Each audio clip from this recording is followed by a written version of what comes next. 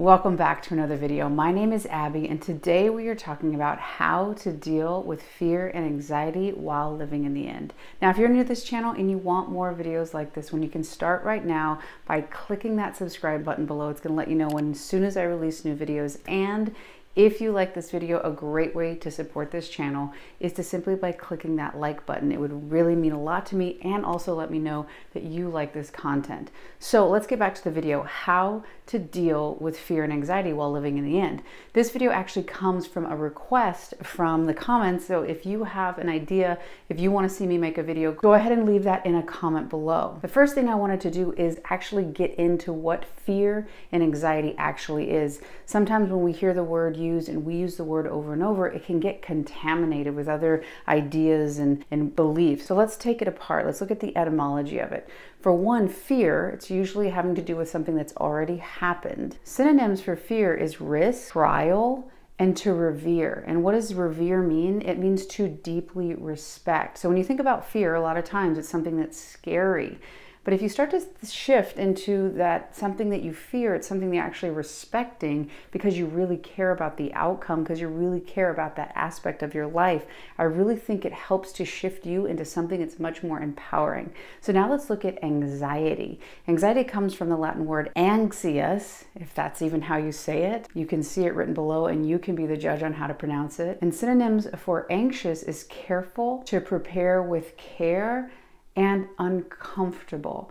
So a lot of the times anxiety is when you're thinking about something in the future that could happen. You have a lot of anxiety. But if you start thinking about, you can use that energy to prepare something and that potential is going to make you uncomfortable, that feels a lot more true. And there's nothing scary about this. It's more about what that energy is telling you. And I think one thing to remember about fear and anxiety is their potentials, they are energy, and they are giving you data. In my days of world-class athletics, I actually learned to use fear as a barometer to measure how much I cared about something. So rather than seeing it as something that was in my way, I started looking at it as saying, okay, I see that I have some energy. Normally I would have categorized that as fear, but really it's this energy and I care about this. I have deep respect for whatever it is that's going to happen in this thing. So the more that you start seeing that whatever it is that you're fearful and anxious about is actually energy, and you can transmute that energy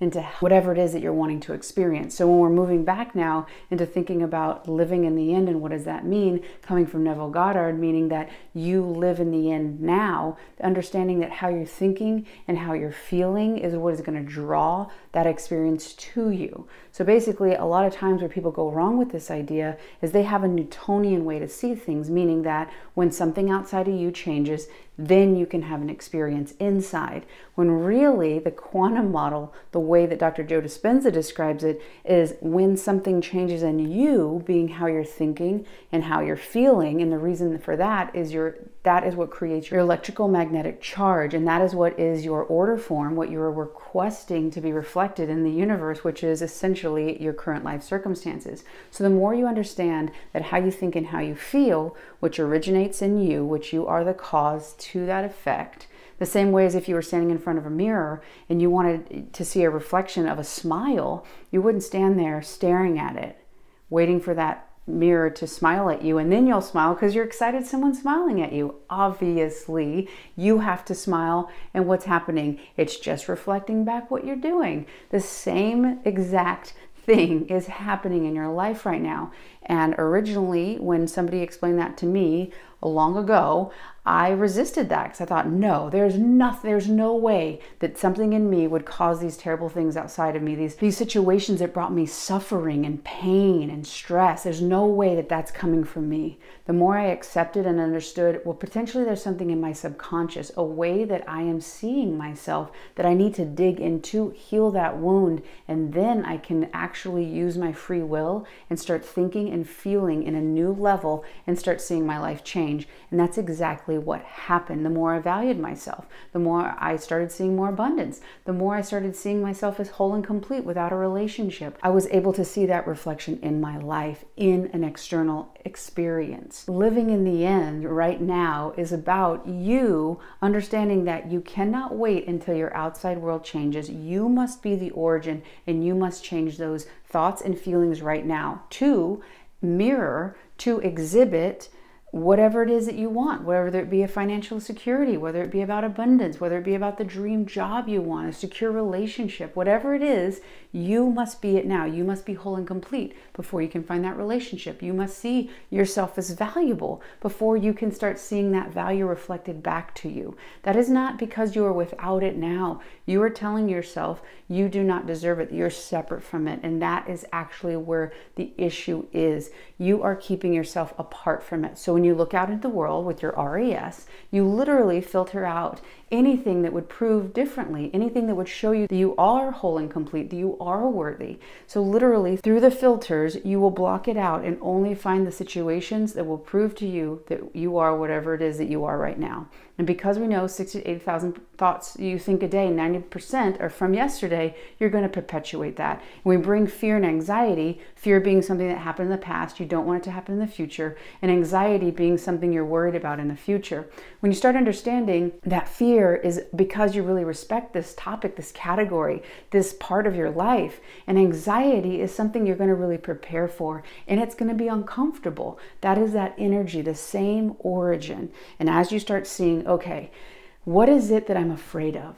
Am I afraid? I have anxiety that I'm not going to get the job. Well, why? What would it mean if I don't get the job? What would that mean about me? And if you start to see that, oh, if I don't get that job, then I'm a loser.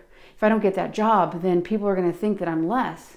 Well, you start to have to think that, oh, you're seeing that if you get this job, then you're worthy. If you get this job, then you are whole and complete. And again, until you are the origin of being whole and complete, you'll never find that experience on your outside world. You will find the opposite of it. You will find a situation that's going to show you, going to prove to you that you aren't, because it is just reflecting back to you how you feel. So when you move into that new state, that new things, those new thoughts and those new feelings, live in that in right now, because you can give yourself permission to feel it right now. As you move into that, the mirror of your life circumstances, that which you call the universe, will have to change, because it is only reflecting you. The same as you went from smiling to waving to doing whatever it is in front of the mirror, it would have no choice but to reflect it back to you. So the more you move into that, realizing, okay, living in the end is just talking about a mirror. I'm changing what I'm doing in the mirror, and eventually the mirror will change back. The more I have persistence in the new thoughts and the new feelings, which is staying in that state and refusing to go back, accepting, believing, and surrendering to those new thoughts, which is going to cause those new feelings, because every time you think a thought, your body releases a chemical. Thinking those new thoughts, surrendering to it, letting that reflect in your life. And when you have that strong intent with that strong emotion, that's going to seep and impress into your subconscious mind. Your subconscious mind wants to objectify whatever it is that you believe to be true. It is a feeling mind. So the more you feel this to be true, the more you see that fear and anxiety are energies. Dig into those. The more they're starting to make you panic, the more you understand, okay, I feel like I'm not going to get a need met. What is it that I feel that I'm missing? What is it I'm afraid of? What need am I afraid that I'm not going to get? What experience will that give me where I'll feel less than? What is it? Dive into that, because those are where your wounds are. The more you heal those, the more you can naturally step into higher and higher levels of vibration, higher levels of thought, higher levels of feeling. The more you do that, the more you will automatically see that reflected in your 3D reality. I really hope you've enjoyed this video. If you have, hit subscribe. If you haven't done so already, like this video, and I'll see you on the next one.